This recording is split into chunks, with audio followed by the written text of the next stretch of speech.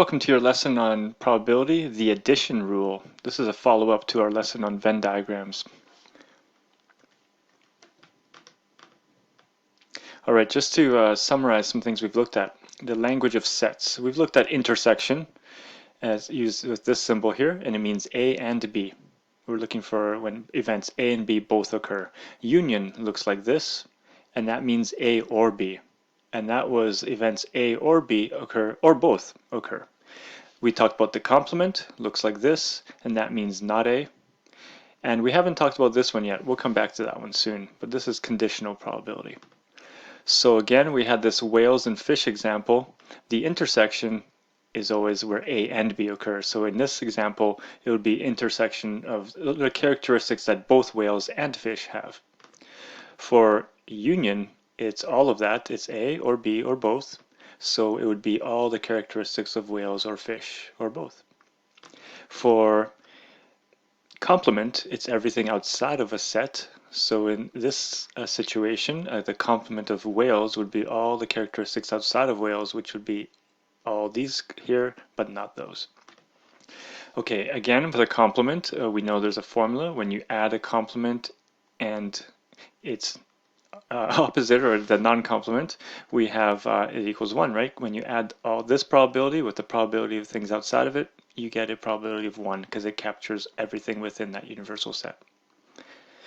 Okay, so here's an example to try. Let's see if you can draw a Venn diagram for that and then answer this question. Find the probability of this. Okay, here we go. So this is similar to ones we've looked at already, but this is going to take us a little further today. We're going to look at an important formula. So we have our 40 menu items, our universal set. We have our spicy items, of which there are 14.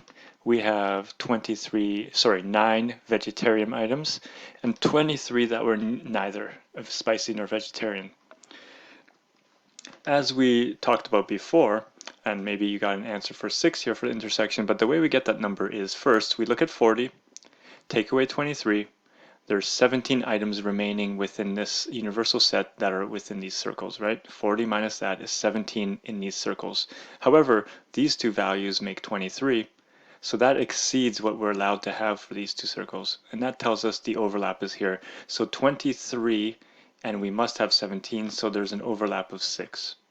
So that makes this 8 to make 14 here, and that makes this 3 to make 9 here.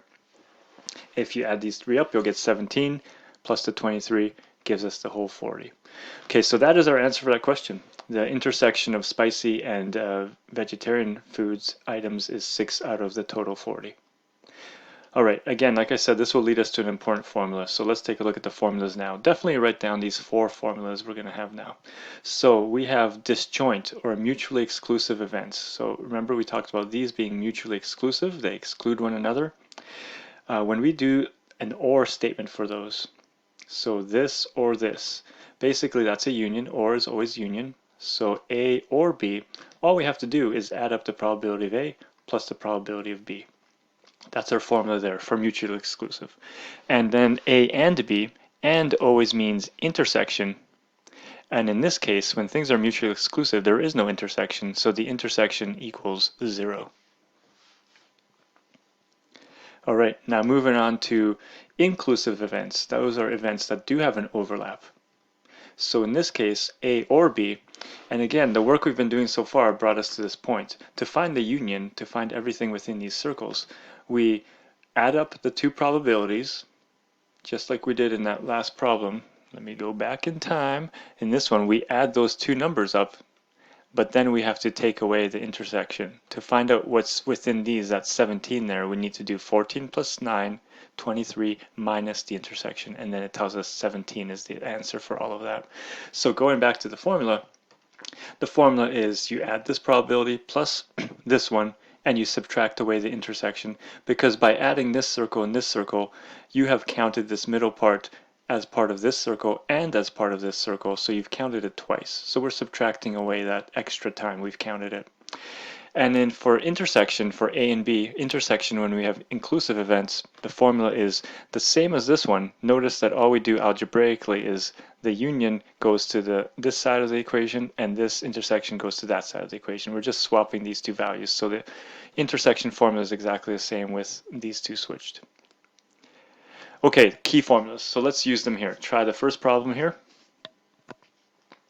In this one, we're looking for union of tens and kings in these sets of cards, and we know the probability of getting a 10 is 4 out of 52 cards, and the probability of getting a face card is 12 out of 52, and all we do when we have mutually exclusive, we just add those values and we get our answer. Now try this one. This was an OR situation again, so union again. We're looking for the union of aces and spades. In this case, they are not mutually exclusive. There is an overlap, so we're going to do the probability of face cards plus probability of spades and minus the intersection so that we don't count it twice. So 12 are face cards plus 13 spades minus the intersection, the 3 that are both spades and face cards, and we get this probability. Okay, those are basics of the addition rule. Let's try this one. We have 26 students in the class. 15 are taking chemistry, 13 are taking biology. And situation 1, all are taking one of these two science classes. So my question to you is, what is the union and what is the intersection in this situation? Okay, here we go. So universal set 26. We have 15 taking chemistry, 13 taking biology, and we were told that all are taking one of these classes. That means the number out here is 0, because all students in this group are in one of these classes or both. So 0 here, that tells us our union must be 26 because there are no students here. So the union must be this full set of students, 26. And the intersection then is, so 15 plus 13 makes 28. And we have exceeded the 26, so we know that there must be an intersection of 2, leaving us with 13 there and 11 there. Better yet, you could have used the formula. Of course, that's the way we reasoned these out before, right? We add those up, we see how much it exceeds what we expect. So again, 28 exceeded 26 by 2. We know that's the intersection. But in terms of the formula, here we go. So union of C and B of chemistry and biology, and this is overlap, so we use the full formula. Probability of C plus B minus the intersection, and that means our 26, which we know is our union group, equals 15 plus 18 minus the intersection. Rearrange that and we get the 2. So it just confirms the calculation we kind of quickly did. The formula is the calculation we were doing in our head, but make sure you understand how to use the formula there. Let's try the next one. Same situation, same group of students, but this time 5 students are not taking either of the two sciences. So now, what's the union and what's the intersection? Okay, so this one we have 15 there, 13 there, our universal set, but this time 5 are not taking either class, so 5 is here, leaving us with the students in the chemistry and bio are now 26 minus 5, which is 21. There's 21 students remaining that can go in these circles, but 15 plus 13 make 28. That's 7 above the 21 we expect to see in here. So that means our 7 must be the intersection here. But let's confirm using the formula. So we have the union again, the whole full formula, because there's an intersection here. And we have 21 in the union. We know there must be 21. We're not using 26 anymore. We're using 21 because that's what's inside the union. Equals 15 plus 13 minus the intersection. Again, these make 28. So 28 minus the 21 tells us the intersection must be 7. And then that leaves 6 there to make 13, and that leaves 8 here to make 15 here. All right, so again, putting some ideas together that make sense. We've talked about them in a previous lesson as well, but now we have a formula that backs up what's going on here when we do that subtraction. Okay, so try this problem. And when you're ready, answer question 2. So draw the Venn diagram and then answer question 2. Okay, so using the formula, in our union we have 41 because the union of fish and that is 41 because 9 are not eating either one. And 29 fish people, 38 chips people, subtract the intersection, and you do the same calculation we were just looking at. We find out the intersection must be 26. So here's our Venn diagram. It doesn't say the number on the outside of the fish, but that would be 3 plus 26 would be 29 there, which matches that. And these two added makes 38, which matches that number. So there's our answer to the intersection. That allows us to answer question 2, and here's the answers for A and B. Okay, now check your answer for questions C and D as well.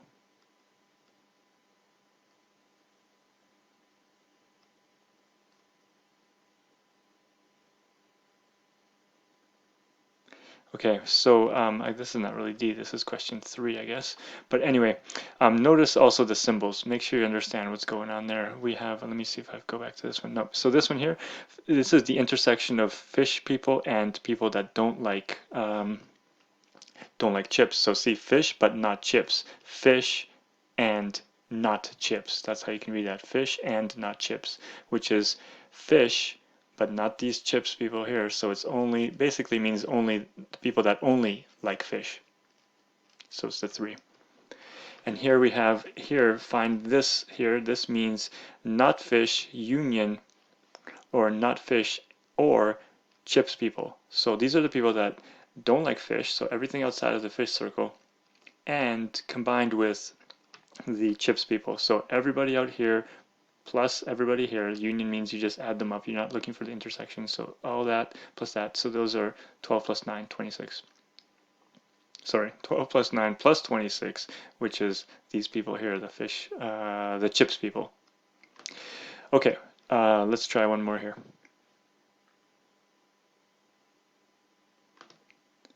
Okay, here's the Venn diagram. Here's the answer for B. And that symbolically, you should know, also can be written like this. So we have probability of fish union C, because we're looking for the people that only like, sorry, why am I using F and C? It should be H and G here. This should be H and G. Okay, I made that change. So let's take a look. We are looking for the probability student selected at random studies exactly one of these subjects. So exactly one subject will be this group of 12 here, or this group of 6. These 4 students here study both, so that doesn't meet the condition of exactly one. So we're looking to add this part and this part. If you look at that, the union would be all of this together, which would include the overlap. But we want only this part and this part, so we do the union, subtract the intersection, and that's what I'm showing symbolically here. We're looking for the probability of the union, and we have hug here. That's nice. Union of H and G minus the intersection of H and G. And that gives us only the 12 and 6. Okay, couple more things for you to try. Take a look at this one. This one's a little different now. There's no Venn diagrams, nothing like that. This is just purely now analytical. So this is definitely in the realm of our course. So take a look here, what you're given, and see if you can solve A. Okay, here's the work for that. So it says it's assigning x for the intersection. So it's just saying I'm going to call the intersection x, and it doesn't matter if you call it x. You could have left it symbolically as well. But basically, we know that the union is twice the intersection. So if we use the full formula, the union formula, the full union formula is here. So here's the union equals probability of one plus the other minus the intersection. So if the intersection is x, and we are told the union is twice the intersection, then that means on this side of the equation, the union part, we have 2x. Again, we began with the normal union formula. So here's our union, here's our intersection, and here's the A plus B. Solving that algebraically, we can continue on like this and get that answer. So that's a little tricky the first time you see a problem like that, but make sure you study this closely so you understand it. Let's try question B now. Okay, in B, it is the answer from A, not. That means whatever we got in A, now we subtract that from 1, right? Because the complements tell us that we have 1 minus that thing tells us what the complement is. So we subtract it and get that. And now try C. All right, in C, we have the intersection of A and things that are not B. So take a look at what was done here. It's A minus the intersection, because if we want A and not B, we're looking for the stuff that's within the A circle but it cannot be B stuff. So that means the intersection is still within A, but we want to eliminate that intersection and have only the A things. That's basically what that means, only A. Okay, great. There's a practice assignment for you to try. If you do want a little challenge, I have one for you. So before the practice assignment, take a look at this challenge. Can you shade all these properly? Check your work. Try this too. Check your work.